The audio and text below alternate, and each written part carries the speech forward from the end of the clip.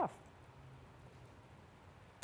Hi everyone, I'm Carol Gabel, your host of Women in Business, where every week I have the opportunity to introduce you to a woman in business. But not only is she a woman in business, but she is an inspiration. She is not climbing ladders, nor is she breaking ceilings and all that stuff, but she is smashing barriers to her own success and inspiring others to do so.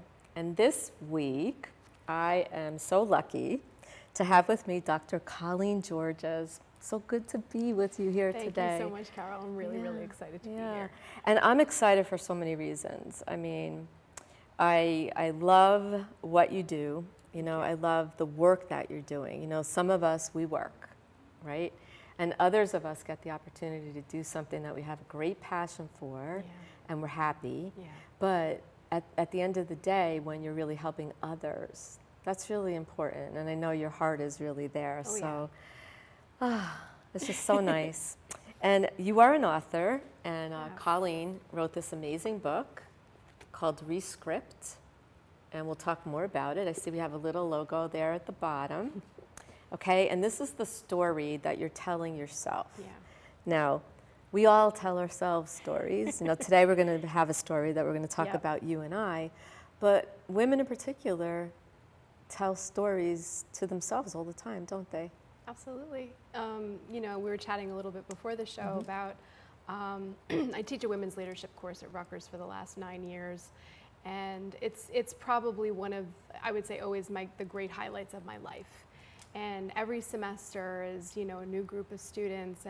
But what I find so much of is that you've got these really amazing, bright women in the classroom, and they, you know, they're multi-talented, multi-capable, but how much we really still have to have the conversation about how we use our voice, and how much, again, the voice in our head is often that voice that stops us from speaking. Right. And stops us, or again, it's sort of getting in our way of feeling like what we have to say is important enough to be spoken, and that, or whatever your goal or your passion is important enough to put it ahead of maybe caring for other people in your life, whether that's family members or others in your life, and being able to sort of talk about all of the ways that we empower ourselves instead of shut ourselves down.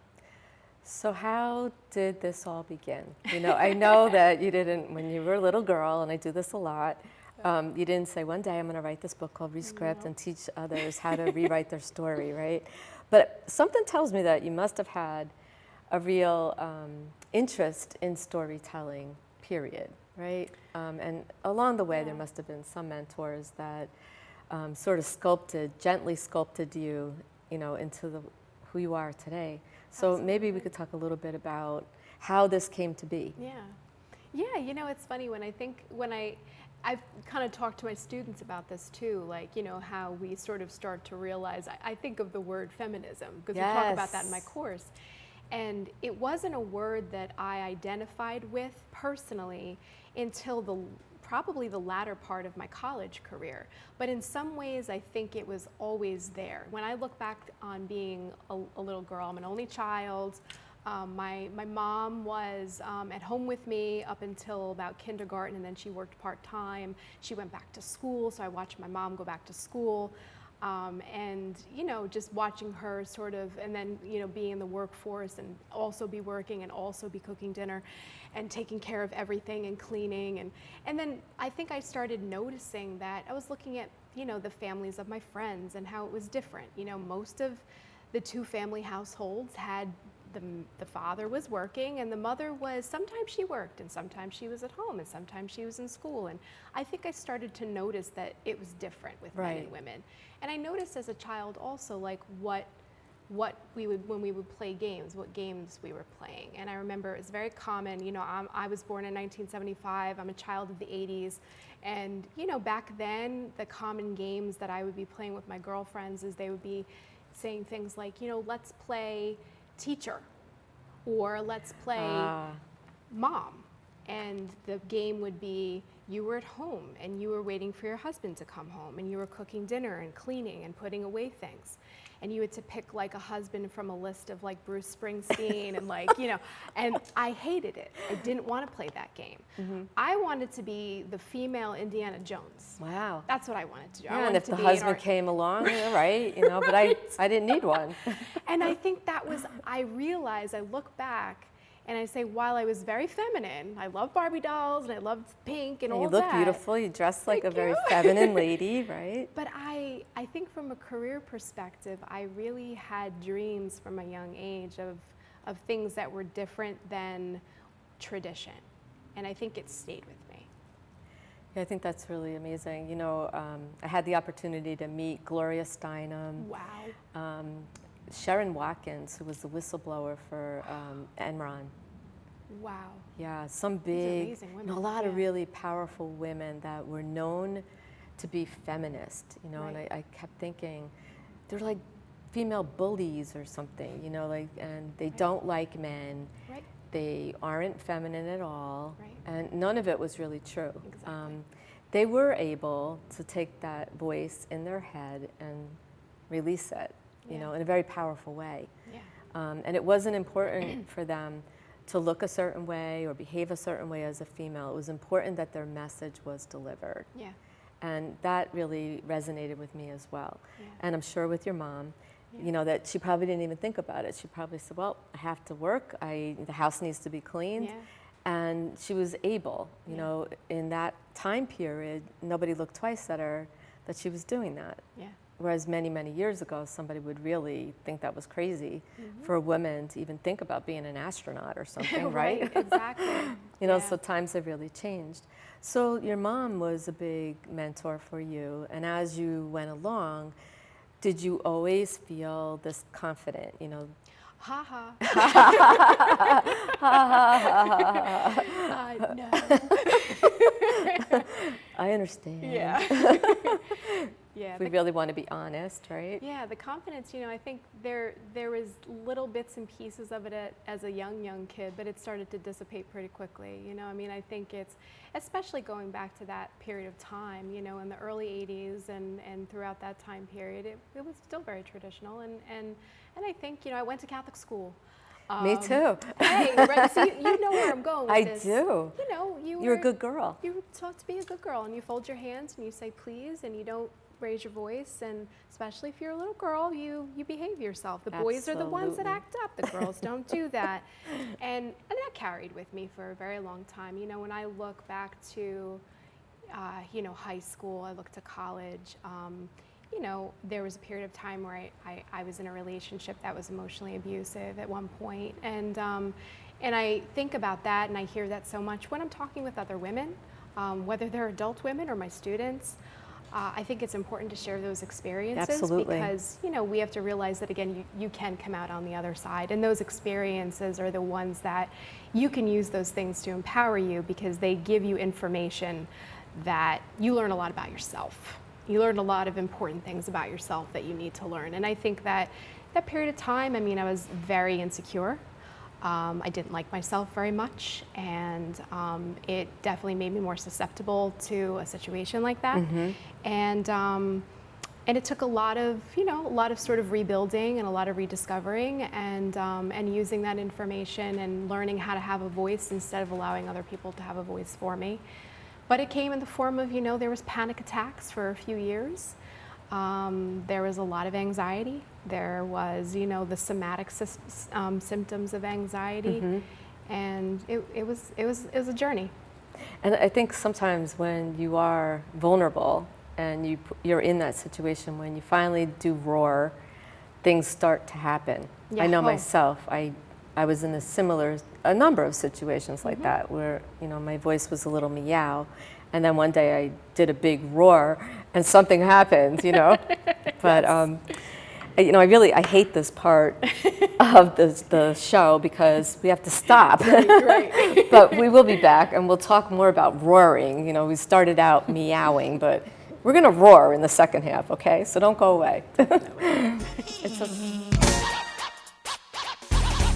a magazine ad, You can leave our studio and within 48 hours have a permanent digital copy of your live segment to link to your social media, embed into your company website, or use in email marketing. Investing in your brand is so very important, and we can't wait to have you as a guest. Shelter dogs aren't broken. They've simply experienced more life. If they were human, we would call them wise. They would be the ones with tales to tell and stories to write, the ones dealt a bad hand who responded with courage. Do not pity a shelter dog. Adopt one.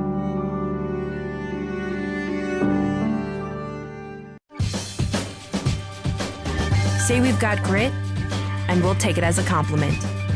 Because it's our uncommon drive, our spark within, that brings us together and sets us apart. We are temple made. And when others take shortcuts, when others take breaks, when others take the easy way, we take charge. Add us on social media to watch bloopers, behind-the-scenes footage, previews, and more.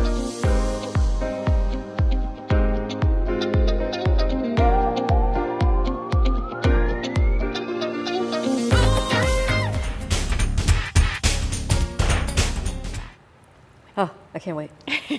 All right, so I have a little secret, and you have to stay with me until the end, and then I'll tell you what it is. Welcome back. I have Dr. Colleen Georges, and she's an amazing guest. And we were talking about going from meow to roar. So we're still a little bit in the meow stage, right? Yeah. And to get to roar, you know, you have to kind of perfect your own roar, and then others around you say, "Come on, Colleen, roar for me." Right. Right? Yeah. And you and I know what that means, but explain in detail, you know, what you went through even after the insecurity, the anxiety, and how did it go from that to being an author and being empowered and teaching others? Yeah. That's tremendous. It's kind of crazy because, you know, when I think about how the first place I found a voice was writing.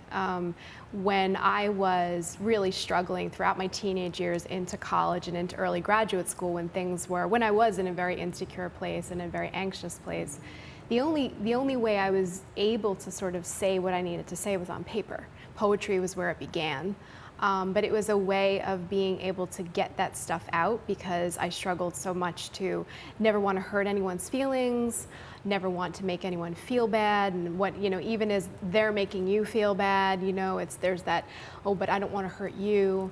And I think paper was where it began for me, and it makes so much sense that it would sort of lead this way, but I had no idea that's where it was going. But I think where it really changed for me was, you know, I was probably in my early 20s when the panic attacks began, and they went on for a couple of years, and they got progressively more frequent.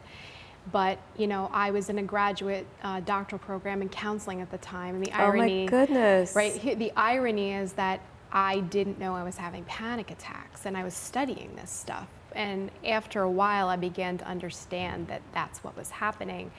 And I did go to therapy, but I also, you know, read books. I started to read about gratitude with Louise Hay. I love Louise Hay. On me. Yeah. Gratitude, a way of life, was a huge impact for me. But just about reframing, right? And what I call rescripting, and you know, is a bit different, but similar in the sense of being able to hear that voice in your head, become familiar with it, not let it be on autopilot, not let it be the only voice speaking, and actually respond back to it. And instead of responding back to it by feeding it more garbage, right, learning how to understand its common patterns and messages, and be affirmative, but not with just "you go, girl," or "you're going to be all right."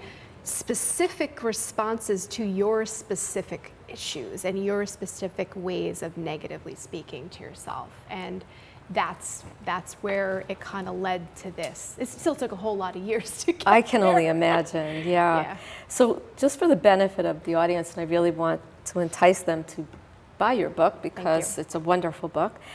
it's an acronym, Rescript. Yes. So if you could go through the letters and briefly describe, that would be great. Sure.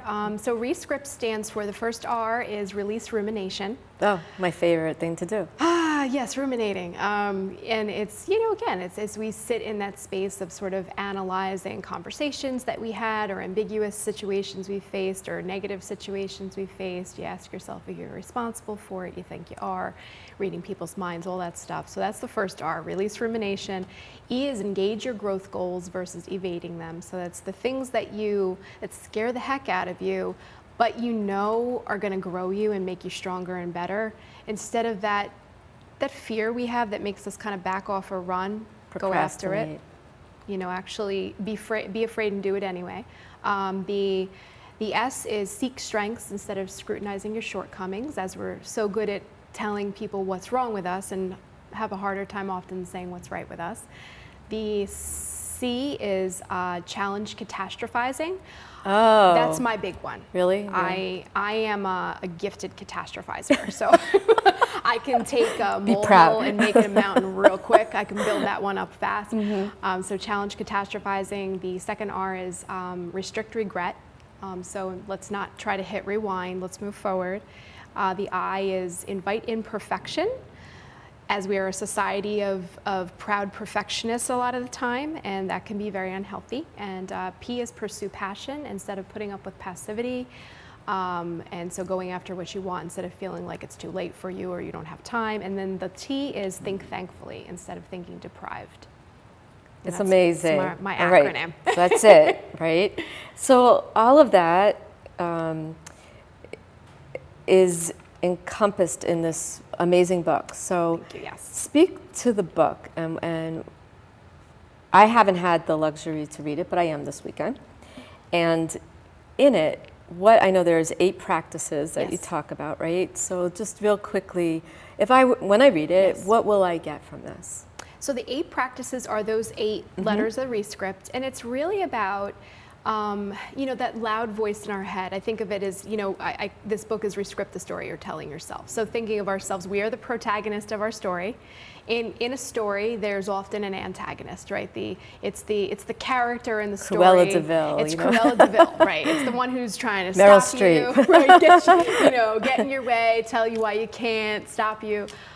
So I call that negative voice in our head. Some people call it the inner critic. I call it the inner antagonist, as we live a story. And so it's learning about, where does this inner antagonist come from? What is it all about? You know, one of the things I talk about in the early part of the book is that I look at that inner antagonist as a really overachieving superego. So if we know Freud, the id, the ego, and the superego is that, you know, the guilt, the shame, the voice in your head that tells you that you're not, you know, you're doing the wrong thing, you're being bad.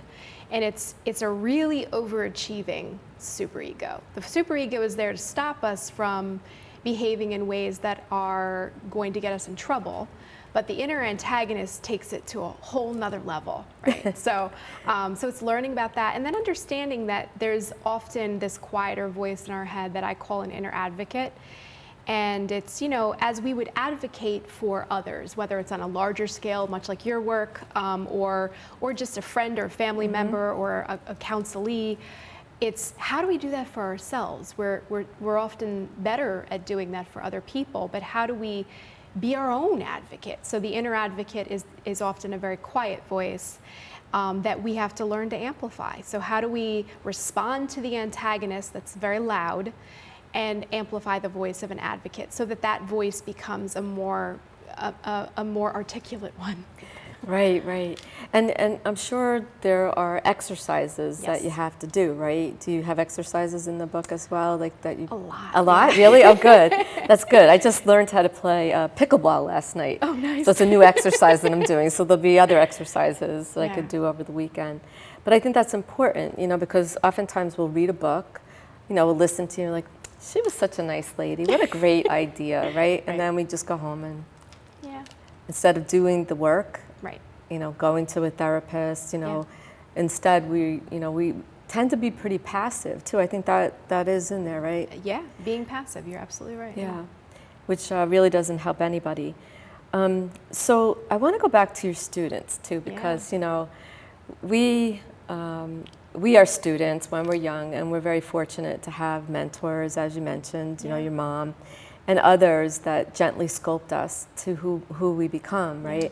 So now let's talk a little bit about your classes and your students, which I know I could tell by your face, it just brings you such joy, right? Yeah, I love them. I mean, even just this morning, one of the really neat things about this particular class is that every semester we have an undergraduate student who's taken the course before, usually a year or two older than the students taking the class, who serves as a mentor and sort of kind of like a teaching assistant. The role is called a mentor. And just this morning I got the pleasure of having a conversation with two internship prospect people who I was a reference for, and talk, just sharing why they should hire my former mentor. Oh, I love that. I love doing that. It's just such a really cool thing to get to be involved, in my mentors' lives as well as my students' lives, and get to see them grow. And so many of them, doing this for 9 years.